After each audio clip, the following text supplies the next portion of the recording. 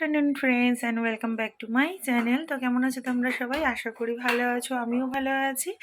আর আজকে রেডি হয়েছি কেন? আজকে হচ্ছে 26 জানুয়ারি, প্রজাতন্ত্র দিবস। তো আজকে আমাদের একটু বাইরে যাওয়ার প্রোগ্রাম ছিল, তো যেতে যেতে অনেকটাই লেট হয়ে গেল। তো একটুখানি কিছু কেনাকাটা আছে, তো কেনাকাটাটা কি করব না করব পুরোটাই তোমাদেরকে দেখাবো। আর লাঞ্চও আজকে বাইরেই করে নেব। তো চলো।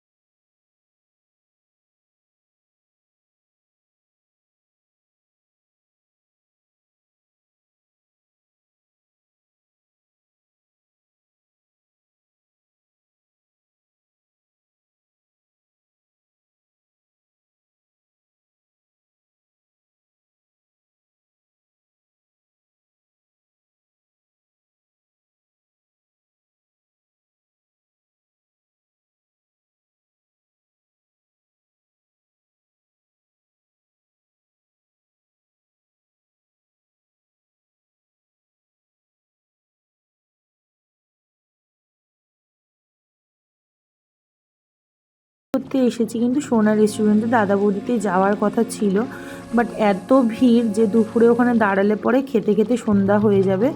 যে কারণে দাদা বৌদির পাশেই সোনা রেস্টুরেন্ট আছে, এখানেও খাওয়ার কোয়ালিটি কিন্তু খুবই ভালো আর দামও একদম দাদা বৌদির মতো সেম সেম। তো ওই জন্য আমরা সোনাতেই চলে এলাম। আর এখানে এসে ছেলের জন্য নিয়েছিলাম একটা হচ্ছে বিরিয়ানি, আর আমাদের জন্য নিয়েছিলাম হচ্ছে জিরা রাইস আর টেংরি চিকেন মশালা। তো ডিশগুলো প্রত্যেকটাই খুব অসাধারণ ছিল, খুবই ভালো ছিল খাবারটা।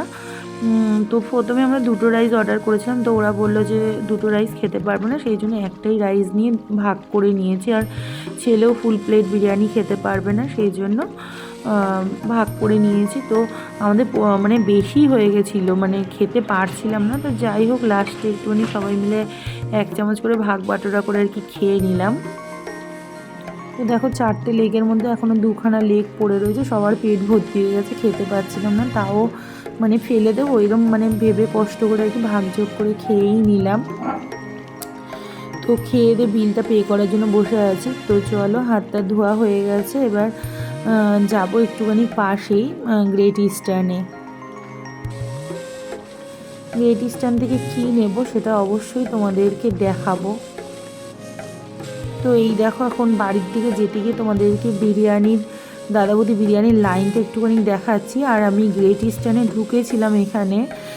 তো এখানে গ্রেট ইস্টার্নে জিনিসটা সেরকমভাবে আমার পছন্দ হয়নি।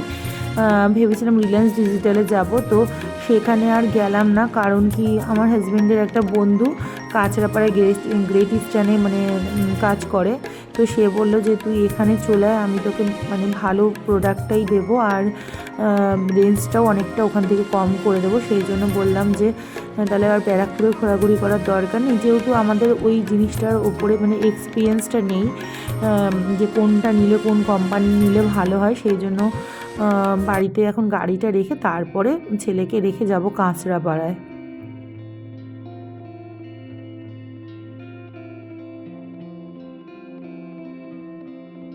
বাড়িতে গাড়ি রেখে টেকে সোয়েটার পরে টিকিট কেটে নিয়ে স্টেশনে এসে দাঁড়িয়ে আছি। ট্রেনও অ্যানাউন্স করে দিয়েছে, তো ট্রেন আসুক তারপরে আবার দেখা হবে ট্রেন থেকে নেমে তোমাদের সাথে। তো তোমরা দেখতে থাকো ভিডিওটা।